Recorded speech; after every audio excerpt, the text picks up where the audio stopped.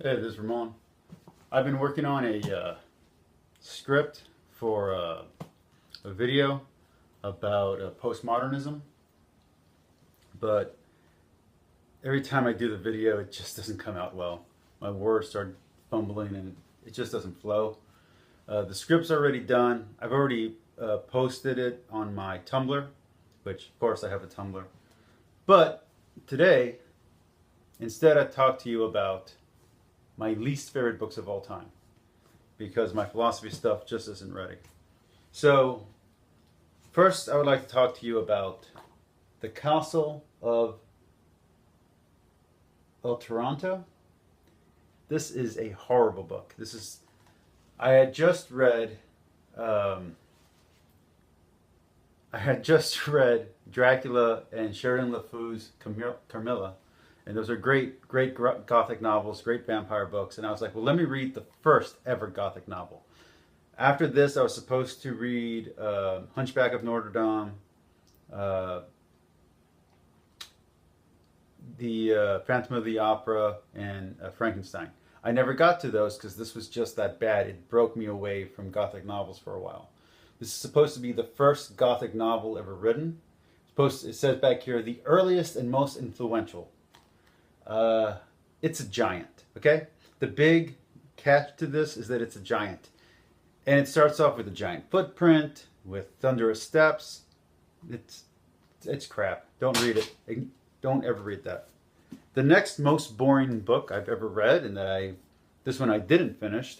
I've tried reading this 5 times. I think the furthest I've gotten is somewhere in the 300s. I've reread the opening like 4, maybe 5 times. Right now, my last reread, I got up to page 188, is Thucydides' The History of the Peloponnesian War. I love Livy. I love Herodias. They're both really great writers of history. I don't know what this guy gets wrong, but he gets it wrong bad. A lot of historians will tell you that this is the best version because this one is the most dry and the most historically accurate and the best research of all the historical novels. I don't see it that way. I see this as boring. Is Livy inaccurate? Maybe. Does my cat? Does Herodias add a lot of mythology to the story and add a lot of speculation? Sure, he asks a lot of questions. He's more of a journalist than a historian. But I'd rather read that than read this. So you can skip this one. Just get the Cliff Notes. And the last one that I can never seem to finish is the Aeneid.